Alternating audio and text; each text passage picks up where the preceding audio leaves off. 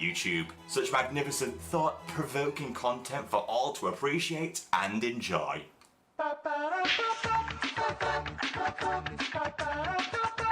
Yeah, I fit that weird side of the internet again. Oh, what's this? Belated media, huh? Well, it's about bloody time. Let's give him a watch. What if episode 1 was good? Like, really good?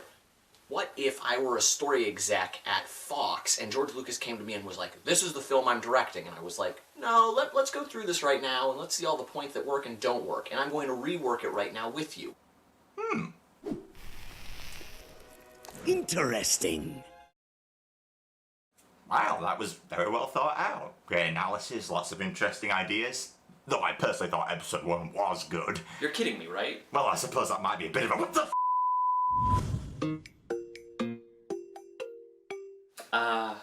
Hi. How are you doing this? Well, believe it or not, that's only the second question that deserves answering here. You really thought that The Phantom Menace was good?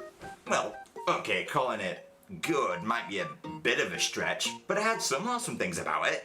Yes, but literally anything good about the film has some drawback associated with it. Oh yeah? Boonta Eve pod race. Too long. Obi-Wan. Underdeveloped. Darth Maul fight scene. Over-choreographed. Cutting edge visual effects. Dated as fuck. Jar Jar. I'm gonna give you the benefit of the doubt and pretend you didn't say that. John Williams score. Okay, I'll give you that one. Yes! Yes!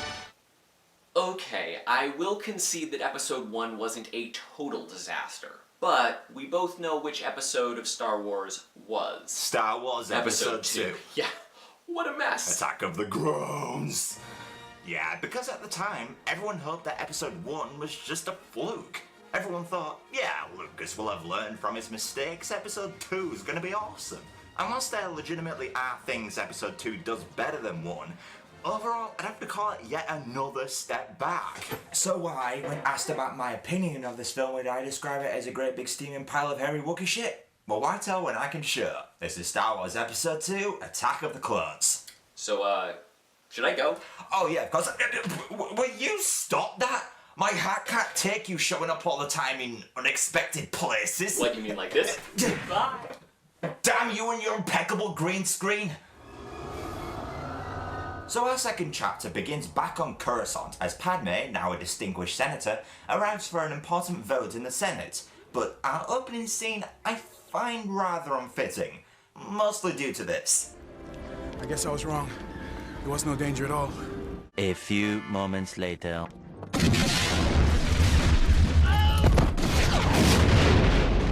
Yeah, what is up with that ironic twist of fate there anyway? He says there is no danger at all, and just 2 seconds later, boom!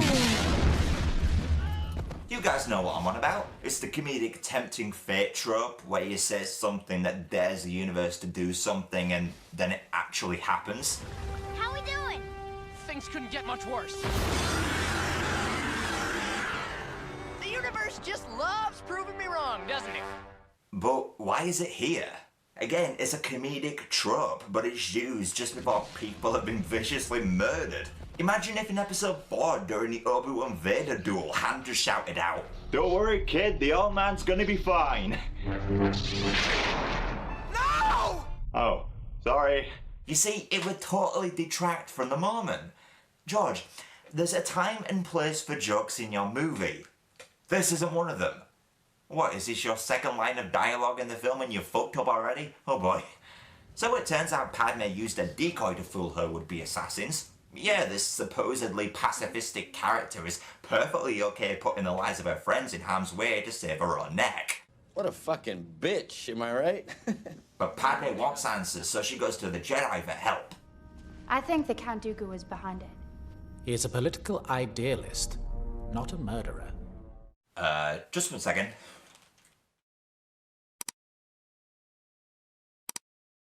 There, I've dealt with the literal dickhead. Continue. So Palpatine suggests a Jedi bodyguard for Padme, and because poor old Obi-Wan seems to be the only Jedi alive these days that actually seems to do anything, the burden is on him and his apprentice, the now grown-up Anakin. But maybe this wasn't the wisest of ideas, as Anakin's balls are currently about as blue as his lightsaber. Annie? My goodness, you've grown. So have you. Grown more beautiful, I mean. Oh, straight in with a compliment, not a wise decision. I mean, look at her face now. I just love this look she's given. She's like, oh god, this is what I'm gonna have to put up with this whole movie, aren't I? You and me both, love. The situation is more dangerous than the senator will admit. I don't need more security, I need answers. I want to know who's trying to kill me. Oh, come on, Padme, isn't it obvious who wants you dead? You made a certain someone very angry in the last movie. Look, if somebody ordered a shitty beef and I complain because they say they ordered a shitty shrimp, it's not my fault. He gets a shitty chicken poured all over his f***ing head. You're quite right. He's very odd indeed. So after our heroes get acquainted and I have my usual homicidal thoughts over murdering Jar Jar, the fans send their regards. Padme decides to turn in as Obi-Wan and Anakin act as her bodyguards. She programmed R2 to warn us if there is an intruder. There are many other ways to kill a senator. I know, but we also want to catch this assassin, don't we, Master? Okay, piss off, movie. I know you want to make Natalie Portman look amazing, but nobody sleeps like that. With the way her arms are propped up, it looks more like she's posing for the cover of GQ or something. I'm fabulous.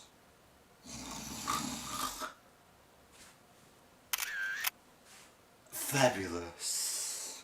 But this does at least give us a good opportunity to get to know our two protagonists better. Now, if only what they were saying made sense, we'd be in business. You look tired. I don't sleep well anymore. Because of your mother?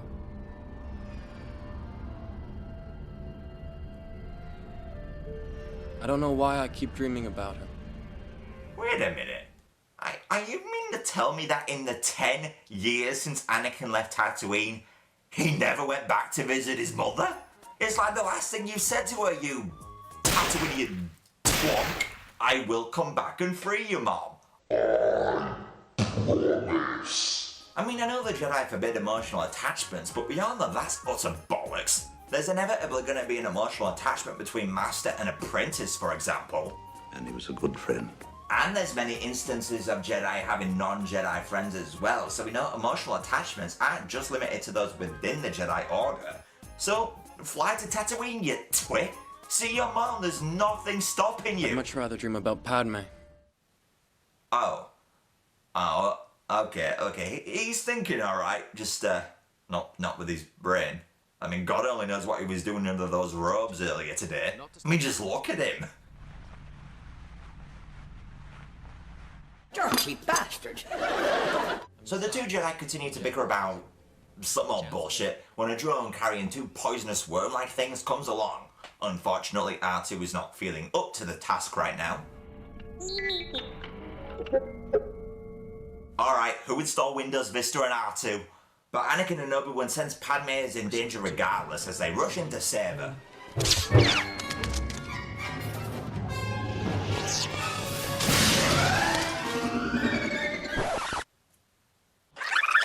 We will not exceed our mandate, my young Padawan learner. Yes, Anakin, we will not exceed our mandate. Allowing to demonstrate this by jumping out of a fucking 100-story window.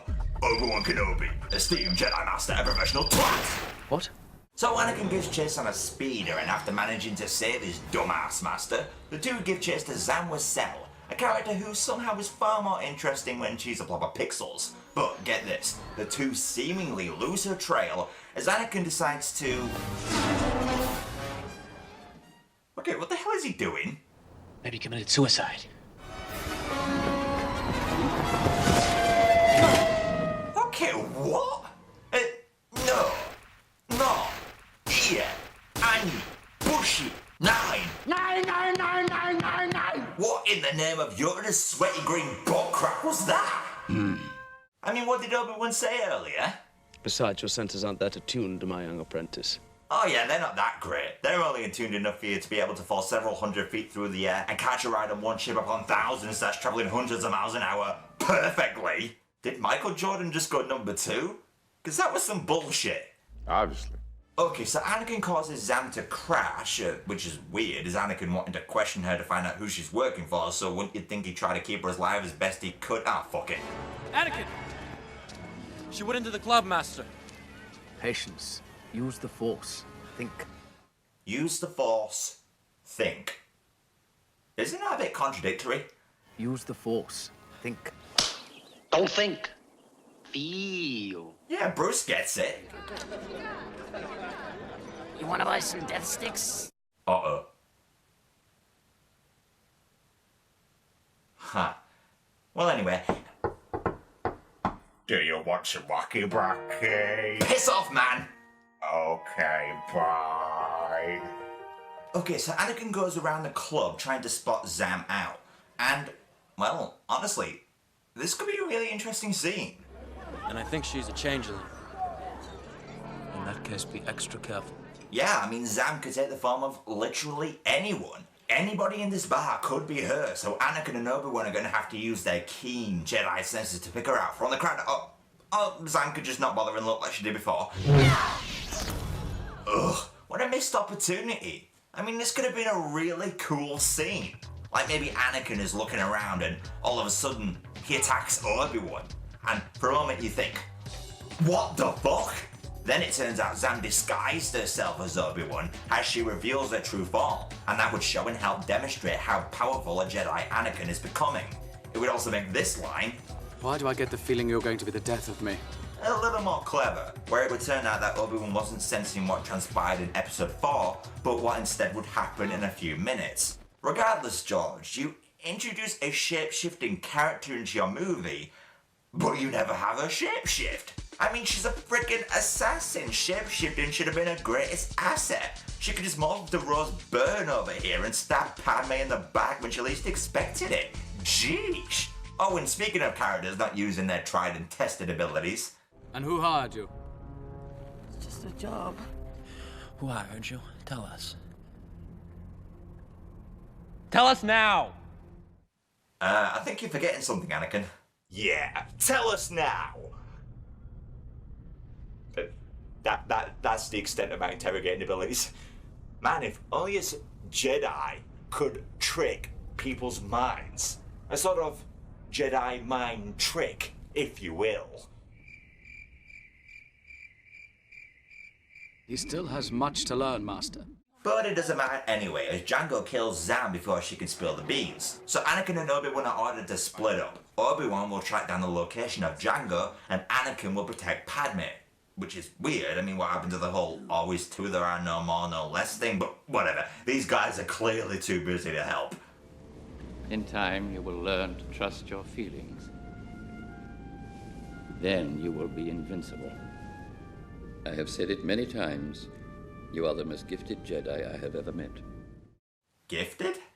Is it true what they say about the way you people are gifted? Oh, damn you, Mel Brooks, for giving me such a dirty mind. Now I have to edit this. I wanted to tell you, you have the biggest dick I've ever seen on a man. Thank you, Your Excellency. And that, ladies and gentlemen, is why he ends up putting him in a gimp suit. What? Okay, so Padme has the order to return to Naboo, but first she has to appoint a replacement senator. No doubt someone intelligent, passionate, and all around fit to do the job. Representative Binks? I haven't worked for a year to defeat the Military Creation Act, to not be here when its fate is decided. Sometimes we must let go of our pride and do what is requested of us. Why do you reckon that's what George Lucas told his film crew before every shoot? Anakin, you've grown up. Master Obi-Wan manages not to see it. Quick little thing to point out to you, Anakin. You know how just last night there was that flying drone right outside of Padme's room with the intent of killing her? Well, isn't this flying drone right outside of Padme's room drawing the least bit of suspicion then? You know, the one with the laser that doesn't look the least bit like a laser sight on a gun? Isn't that drawing any suspicion or getting any Jedi senses tingling? Don't get me wrong. Obi-Wan is a great mentor. As wise as... I'm deeply sorry, Master. Please don't look at me like that. Why not? It makes me feel uncomfortable. Sorry, milady. Oh, jeez, somebody get him onto the sex offender database stat. Man, I know he didn't actually do anything, but just being in the presence of this guy is enough to give people nightmares. I mean, check out his last victim. I can still hear that voice. Sorry, milady. Ugh. So anyway, Anakin and Padme set off to Naboo as Obi-Wan gets underway in tracking down Jango. His only lead is the poisoned dart he left behind, so in order to identify it, he asks the cook at the local diner. Okay. Hey, old buddy. Oh, jeez, it's like what the Great Mighty Pooh would look like if he sprouted a mustache. So, my friend, what can I do for you? You can tell me what this is. Wow. What do you know? Okay, it's like he just channeled Owen Wilson then. Wow. I ain't seen one of these since I was prospecting on Subterrell, beyond the Outer Rim. What you got here is a Camino saber dart. Yeah, 'cause us prospectors know all about poison darts. Okay, so Obi-Wan miraculously has the lead as to where the dart came from. Problem is, Camino ain't on the map. Are you sure you have the right coordinates? According to my information, it should appear in this quadrant here, just south of the Rishi Maze. Just south of the Rishi Maze? I don't think the concept of south, east, west, and north exists in space, you bellend. What? Okay, so Obi-Wan's an idiot, so he visits a place filled with those far smarter than he is. Hello, Master Obi-Wan. Hello. Yes, glad to see the Jedi Council are doing a bang-up job enforcing safety with the handling of a lightsaber. I mean, this right here, that's a perfectly safe way to handle something that can slice your hand off. Hello. I'm sorry to disturb you, Master. What help can I be, Obi-Wan? I'm looking for a planet described to me by an old friend. I trust him, but the systems don't show in the archive maps. Lost a planet, Master Obi-Wan has. How embarrassing. How embarrassing. How embarrassing. For some reason that sounds familiar. Oh yeah, it was the Critic Squad the DVD. So Obi-Wan shows Yoda where the planet should be, as a youngling suggests that the records have been erased. The Padawan is right. Go to the center of gravity's pull and find your planet. You will. No, find the planet the star orbits, he will. I mean, Obi-Wan is going to have to do a lot more research to find out how far away Camino orbits said star. And that's not to mention how far along the planet's cycle is. And that's not to mention... There it is, R4, our missing planet Camino. Never mind. So Obi-Wan heads down to the planet's surface and meets up with the Kaminoans, who sort of look like if a sperm grew arms and legs. Anywho, it turns out a now deceased Jedi by the name of Sifo Dyas put forward an order for a clone army. Yeah, Sifo Dyas. Sounds familiar, doesn't it? But don't let Obi-Wan catch on. He's a little slow. What? But Obi-Wan is here to find Jango after all, as he organises a meeting with the man himself. Now, Obi-Wan doesn't know yet this is the man he's looking for, but judging by Jango's actions, well, that won't last long. Your clones are very impressive. You must be very proud. I'm just a simple man trying to make my way in the universe. Ever made your way as far into the interior as Coruscant? Once or twice. You know, Jango, you are doing a piss-poor job of concealing your identity. I mean, you walk to your left here, and, well, you've just given Obi-Wan a direct view of your armor, you Mandalorian moron. Jango, I can, totally see your armor back there. Possibly. No, there's no possibly about it. I can see the helmet and everything. How dumb do you think I am? Fairly. Alright, that's it. You're dead. Ah! Come back here, you metallic cocksocket! Okay, so Obi-Wan is ordered to bring Jango in as we cut back to Anakin and Padme as they've arrived on Naboo. Now, lo and behold, people, George Lucas's attempt at writing romance. We used to lie out on the sand and let the sun dry us, and try to guess the names of the birds singing. Yes, but can you guess the names of these birds? This one's fuck, and that one's off. I don't like sand. It's coarse and rough and irritating. and it gets everywhere. Did I just watch a scene in a canonical Star Wars movie where a young Darth Vader talks about how much he doesn't like sand? Yes. Okay.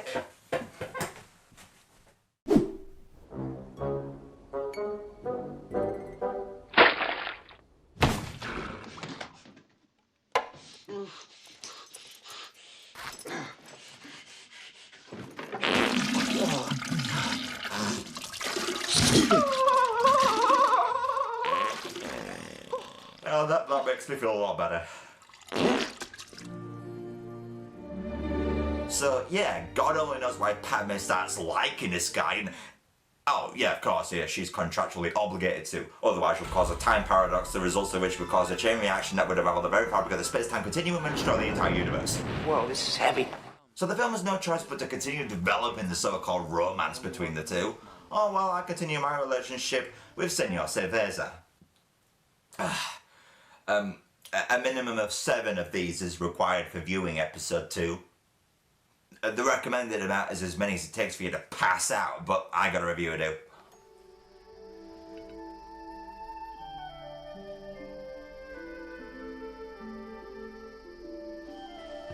If Master Obi-Wan caught me doing this, he'd be very grumpy. He'd be grumpy over you using the Force on a pair? Ugh. God, the script of this movie is like Jar Jar. Stupid, incoherent, and it would entertain me greatly to see it be put through a paper shredder. I wish that was so. Well, cyanide pills at the ready, folks. From the moment I met you, all those years ago, not a day has gone by when I haven't thought of you. And some days I thought about you several times. And now that I'm with you again, I'm in agony. Well, at least that's the first time I've ever been able to relate to Anakin in this movie. The closer I get to you, the worse it gets. Oh yeah, sorry about that, Annie. I just let one off. I can't breathe. I'm haunted by the kiss that you should never have given me.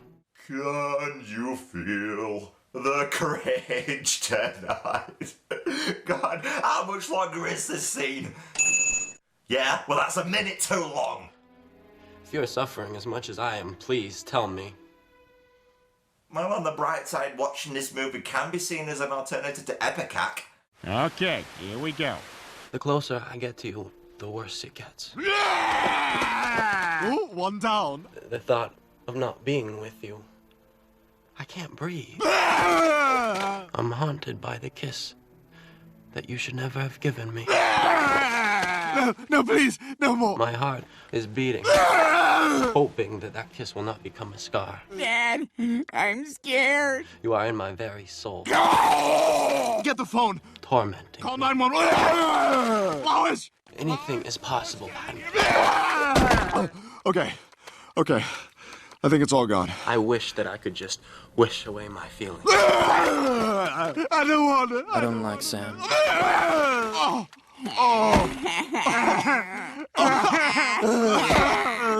Who wants to watch episode 3? We live in a real world. Come back to it. Okay, so all jokes aside, Padme is in an awkward situation here. Clearly she's not interested in pursuing a relationship, and creepy old Anakin is hardly making things any better. And I would sympathise with her character here, were it not for the fact that she's dressed like a bloody dominatrix. And that's just part of the ensemble. She wears sexy makeup, she takes Anakin on luxurious canoe trips and romantic picnics, she sits with him by a fireplace in a room that looks like the set of a high-class porno. I mean, the candles, the music, the sexy dress, I mean, what's going on here? I honestly feel kind of sorry for Anakin here. He's clearly about as horny as Austin Bloody Powers, and yet this tease is none the wiser. Padme, you look so hot right now, you could give this man an erection. Most impressive. Okay, I am goddamn tired of all this romantic bullshit. When the hell can I see some bloody action? Oh, hey, some bloody action.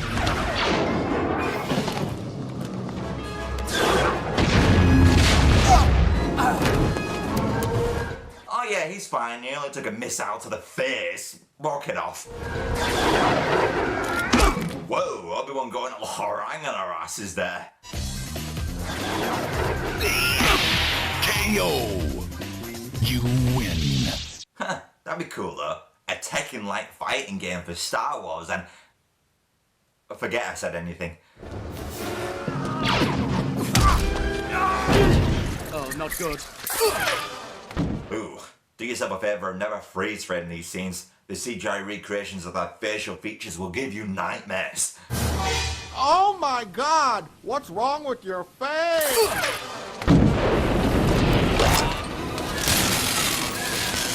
Oh yeah, because you'll never know when you'll need a metal sharp thing in your arm. Don't recall him ever having that in this.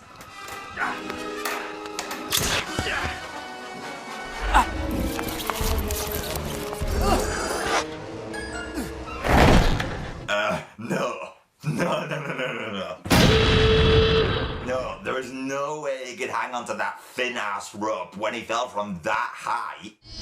My arms can't hold on much longer! Yes, the movie with the talking plastic dinosaurs more realistic physics than this. So Jango manages to escape, but thanks to a well-placed homing beacon, Obi-Wan manages to follow him to Geonosis, where we admittedly get a pretty sweet dogfight between the two. I mean, I have to give mad props to Skywalker Sound. Check out their sweet work with these seismic charges.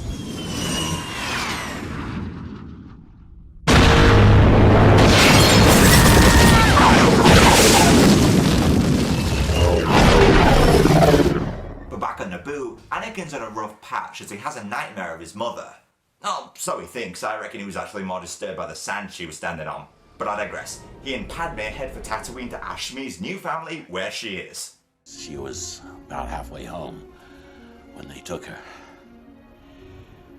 Those Tuskens walk like men, but they're vicious, mindless monsters. Okay, what kind of direction was Christensen given here anyway? I mean, what kind of face is this? Okay, Hayden, we need more emotion here, more feeling of dread in the face, and... I've got it. Pretend you have an itchy butt crack, but you're not allowed to scratch it. Okay? And action. 30 of us went out after her. 4 of us came back. I'd be out there with them, but after I lost my leg, there's little hope she's lasted this long. It's okay, Anakin. I know a guy. In fact, he sat right next to you. Butt scratcher! Butt scratcher! Butt scratcher! Butt scratcher. So yeah, Anakin heads off to save his mom as back with Obi-Wan, he's managed to sneak into the factories on Geonosis as he eavesdrops on a separatist meeting. Here we finally get to meet Christopher Lee's character, Count Dooku. As I explained to you earlier, I am quite convinced that 10,000 more systems will rally to our cause with your support, gentlemen. Fun fact time. The name Dooku derives from the Japanese word doku, which means poison. Unfortunately though, the origins of the name is far cooler than the foreign language translations, as Dooku sounds suspiciously like Dooku, which in Portuguese means, from the ass. Dooku. The Techno-Union Army is at your disposal, Count. Okay, what the hell was that? I mean, I researched this. This suit here is meant to keep this guy alive, but what was up with that tuning sound effect? It looked more like he pressed the wrong button and accidentally played his guilty pleasure iTunes playlist. The Techno-Union Army. When I think about you, I touch myself. I'm in love with the coco.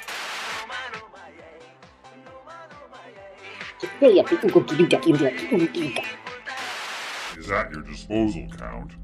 So back in Tatooine, we see Anakin has made it to the Tusken camp where his mom's being held, as he makes his way through the camp to find her.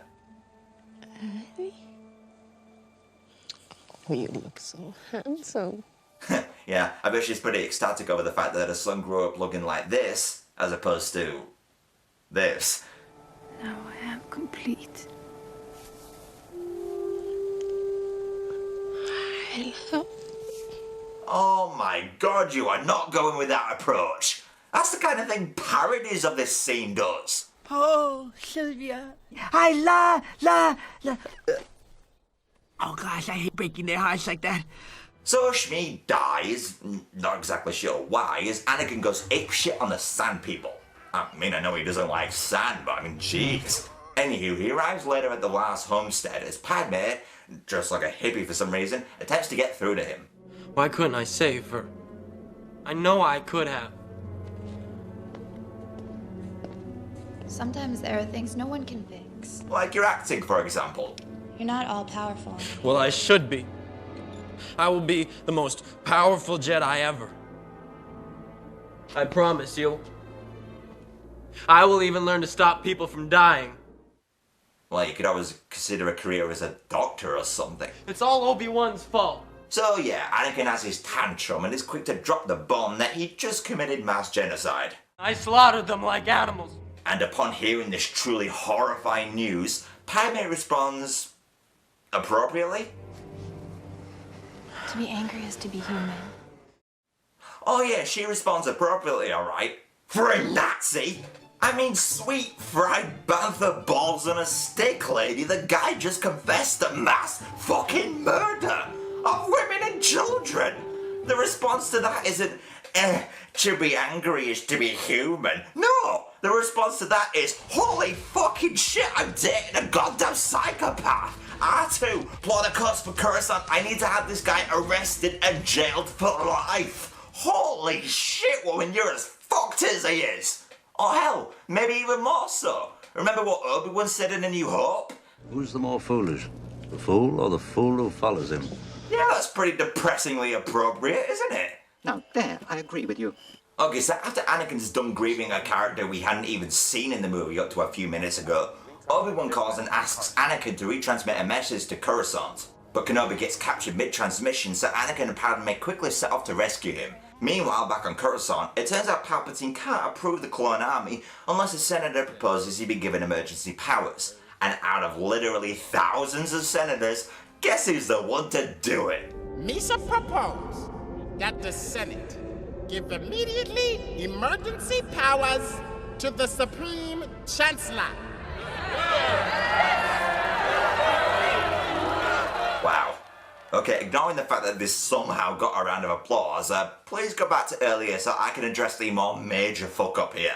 I haven't worked for a year to defeat the Military Creation Act, to not be here when its fate is decided. Padme is opposed to the creation of a military, and yet the senator she chose to represent her just set forth in motion the creation of a military. Oops. Okay, so major fuck up on Padme's part, but she does have a bigger concern at the moment as her and Anakin are making their way through the Geonosian factories. Padme finds herself, in the middle of a video game.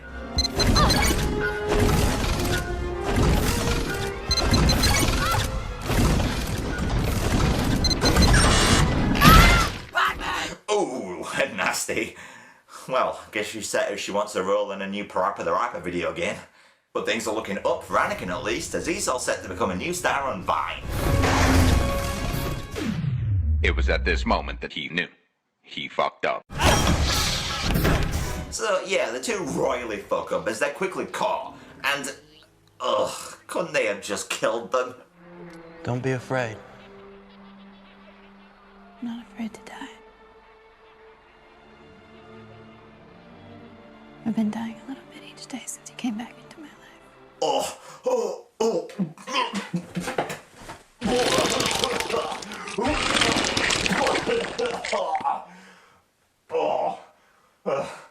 Well, there goes my kidney. I thought that we had decided not to fall in love.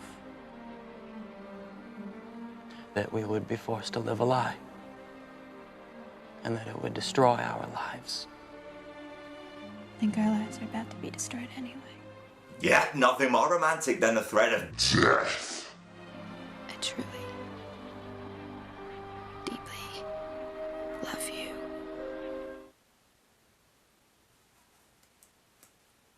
Yeah, this movie's killed me. So if you're strong enough to survive that, we learn that Anakin, Padme and Obi-Wan have been sentenced to death, and each have their own respective monster to deal with. Padme's got a cat, Obi-Wan's got one of the arachnids from Starship Troopers, and Anakin's got a bull-like creature called a reek. Well, that'd be quite the fitting name if that thing's neutered. I'm sorry, man. I don't know why I keep picking on you. I've got a bad feeling about this. You've got a bad feeling about... 3 freakishly large, man-eating monsters are approaching you when you're all chained up with no way out, and you have a bad feeling about that. No.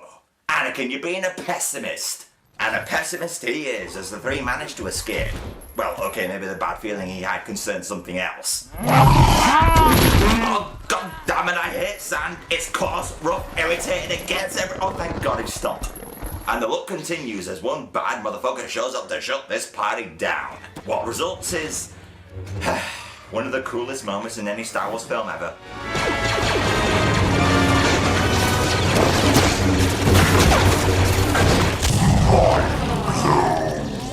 Seriously, this scene almost makes up for the rest of the movie. When I was a kid seeing this in the cinema, I almost shit my pants in excitement. We had never seen this many Jedi on screen at the same time before, so to finally see it was pure cinematic bliss. About the only thing I don't like about this scene is how Jango goes out like a pussy, but apart from that, it's cracking. You know what's awesome as this scene is? I have to ask, what the fuck was Windu thinking? Let's talk numbers here. Windu sends this dark force of Jedi to save Obi-Wan. Remember, not to save Anakin and Padme, as Windu will believe they're still on Tatooine. And how many Jedi does Windu bring along? 212. And how many Jedi survived the battle? 30. Yes, Windu got 182 Jedi killed, just so he could save 1. They must think the sun shines out of your ass, sonny. So the droids have our heroes cornered as Dooku orders a final attack.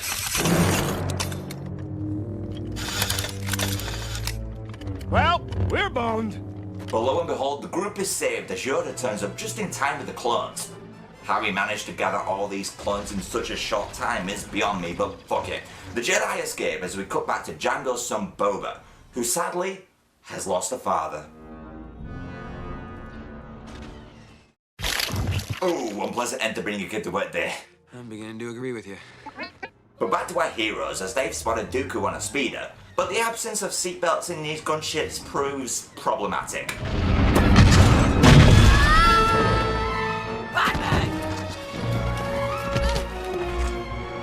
Put the ship down! No, Anakin, don't, there's sand down there! Follow that speeder!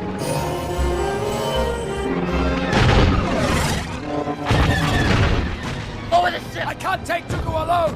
I need you! If we catch him, we can end this war right now! We have a job to do! I don't care! Put the ship down! You will be... Okay, how long is it gonna be before these twats are gonna hit him? They're right in fucking front of you! Just look at them having a conversation completely oblivious to the gunfire. These guys don't even need to try to stay alive, do they? Oh yeah, I mean, this is a prequel. I mean, I won't die till episode 4. I mean, what's happened to me so far in this movie? I've jumped out of a 1,000-story window, taken a missile to the face, and I've seen these two together. I can live anything. Hey, Death. Here's you in this movie. I'm not following you. I'm saying you shit at your job. Huh? Man, I haven't seen him this lethargic since Rhodey got shot in Civil War. Okay, so Obi-Wan convinces Anakin to do his duty as the 2 Jedi make it to the hangar for a fight with Dooku. Anakin begins by, well, being Anakin. You're going slowly on the left. Taking now! No, Anakin, no! No! Yeah, the best part of the movie was that. So Obi-Wan has no choice but to face Dooku alone. And, well, let's just say that Qui-Gon wouldn't be too pleased with his Padawan's performance. I foresee he will become a great Jedi Knight. So Dooku moves in for the kill, but Anakin saves his master by embracing his inner Italian plumber. Brave of you, boy. But I would have thought you had learned your lesson. I am a slow learner. Whoa, whoa, whoa, whoa, whoa. We've just had a major continuity fuck up. Go back a bit. Okay, so see where Obi-Wan is right here, just below Anakin's and Dooku's sabers. Right, now keep watching. And, hello. He's gone! He's been taken up! Oh, he's been taken up! No, there he is! So it's Anakin's turn to kick some ass, and hey, we get to see some awesome akimbo action. I mean, we've never seen this before in a duel like Oh. Disappointed! Yeah, this whole fight is a massive disappointment. It's easily the worst duel of the series. I mean, look at the Darth Maul fight again. That's how you do a lightsaber fight. Fast, exciting, dramatic, a kick-ass score from John Williams, and topped off with some phenomenal stunt work from the one and only Ray Park. Fucking A! But here, what do we get? Shitty-ass close-ups.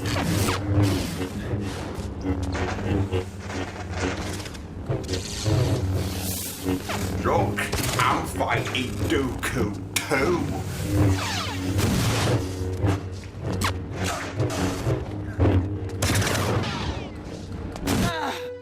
What the hell? Did you see that?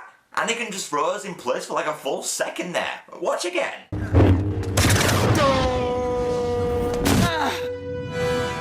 What, did Dooku have someone behind the scenes helping him out in this fight? Finish him! Fatality. But it's not over for Dooku, for there is a new challenger. And his name is John Cena! No, that'd actually be kind of cool. No, instead we get Yoda. Now, usually I'd be excited about Yoda showing up, but instead, we get this. Yeah,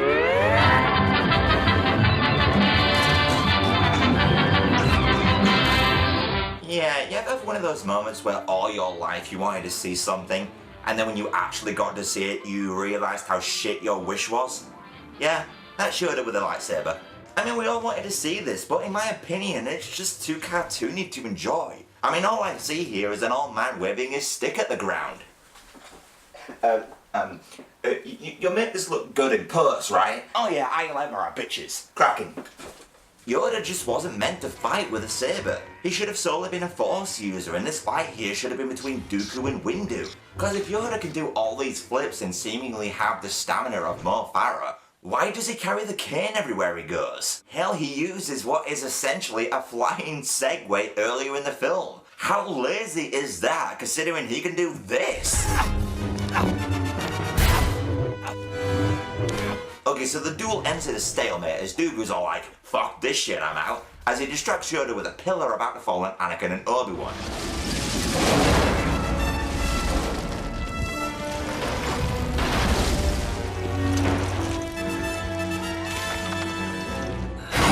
Oh, come on, guys, you seriously can't get out of the way? Look, I know you're wounded, but you don't need an arm to get up. Oh shit, don't worry, guys. Guys, get out the fucking way, this bitch is heavy. You know what, fuck it. Screw you guys, and get him. So Dooku escapes, and yeah, see, look at them getting up on their own now. Wankers. But yeah, back with Dooku, he arrives on Coruscant as we see he's been in cahoots with Sidious all along. You have done well. I have good news for you, my lord. Your Rimworth cosplay won first prize at Comic-Con. Excellent. Not excellent. That's the other creepy old dude saying. Oh, excellent. Okay, that's clearly not who I meant. Well done. Anywho, Palpatine, your catchphrase is a step down from excellent. Good. Good. Hey, Palpatine, how's your ice cream sundae? Good. Well, good. So yeah, the film is quick to wrap up, so I will too. Yoda says the Clone War has begun, which is weird. I mean, does he have the authority to name wars? I'm thinking about it too much. A bunch of actors look over a shitload of blue screen and, oh hey, an actual set. Now, if only the actors were as believable.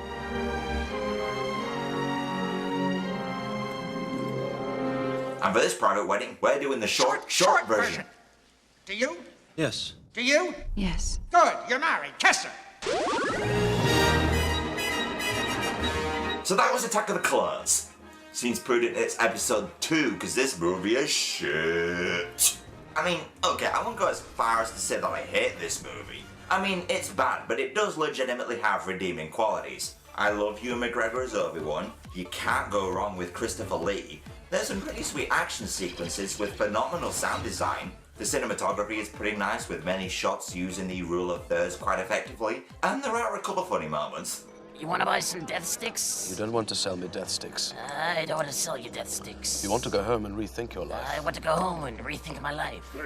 But this is one film where the bad outweighs the good, because so much time is spent on this horrendous romance between Anakin and Padme. Lucas was way out of his depth here. The guy desperately needed someone else to write his dialogue for him, cause romance is way out of his comfort zone. John Williams, God bless him, tries his best to make the romance work with a legitimately memorable and heartfelt theme for the two, but this dialogue, it's so bad. You are in my very soul, tormenting me. What you just said is one of the most insanely idiotic things I have ever heard. You're right. Now I have noticed that with the jump from episode 1 to episode 2, is that there is more an attempt at character banter, mostly between Anakin and Obi-Wan. And this is appreciated, but it's shaky. Now sometimes there can be a funny line. I was beginning to wonder if you'd got my message. I retransmitted it just as you had requested, Master. Then we decided to come and rescue you. Good job. But you'll notice that there is little rapport between these two, as they seem to do nothing but argue and moan about each other. Episode 2 should have demonstrated how much these two were good friends. It'd have helped make Anakin's fall to the dark side all the more tragic once episode 3 came around. And this lack of bond between Anakin and Obi-Wan is pretty much apparent for every character in the movie. I just get the impression that no one cares about each other here. In The Phantom Menace at least, there were said connections. You got a sense that Anakin and Padme liked each other. Just quick little moments like this. With the communications breakdown, we've been very concerned. I'm anxious to hear your report on the situation. It all helped give the impression that these two one day would become more than friends. But once episode 2 comes around, you'd swear that not only are they not lovers... My goodness, you've grown. So have you. Grown more beautiful, I mean. Not only are they not friends... Please don't look at me like that. But they honestly seem to hate each other. Excuse me. I'm in charge of security here, milady. So them falling in love feels incredibly unearned. There is literally one moment in the entire film where there's any semblance of chemistry. And it's here. You're making fun of me. No, I'd be much too frightened to tease a senator. That's a legitimately nice moment between the two. If only there was more of it. There was also a better main character relationship in episode 1. Qui-Gon and Obi-Wan felt closer than Obi-Wan and Anakin ever did. They argued a little, yeah, but there's a heartfelt scene between the two where Obi-Wan apologizes, Qui-Gon forgives him, and you sense a strong relationship between the two. And it serves as a nice precursor to Qui-Gon's death, and you honestly feel for Obi-Wan. It's too late. No. Obi-Wan. Promise me you will train the boy. Yes, Master. Honestly, Qui-Gon dying is a sad, powerful moment in my opinion. A hell of a lot more tragic than anything episode 2 has to offer, or even 3 for that matter. Now for me, the reason I don't really like episode 2 is mostly thanks to the god-awful romance that eats up so much screen time. But the moment Anakin and Padme are wheeled out into the Geonosis arena, then the film actually gets good.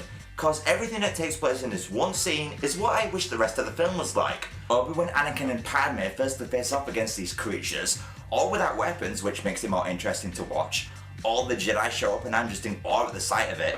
There's some legitimately funny gags with 3PO, Christopher Lee and Samuel L. Jackson get time to shine. Love this scene. It's all shot on crappy blue screen, but it's still a kick-ass time. But then the clone troopers show up, they go fight a faceless war, and then all of a sudden, I'm out of shits to give. So all in all, episode 2 is bad, but it is sprinkled with a bit of good here and there. It's easily the worst of the theatrically released Star Wars films, but hey, at least it gave us this. And this, which led to this. Yeah, I'm glad this film exists. But 3 years later, a film came along that was a definite improvement. A film that, if only it had its kinks ironed out, could have been regarded as good as the original trilogy. But unfortunately... I have seen a security hologram of him killing younglings. The kinks remain. I'll see you next time.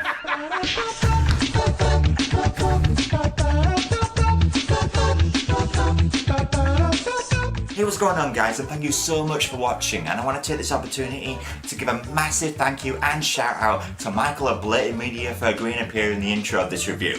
You guys might know him for his What If Star Wars Episode 1 Was Good video, but I want to give a shout out to a recent animated pilot he and his brother did called Obituary, which is so good. It's kind of Gravity Falls-esque, like something you'd see on Disney XD, so definitely go check it out. If you haven't already, give it all the love you can. Thanks again, guys, for watching, and I shall see you in the next review. Peace out.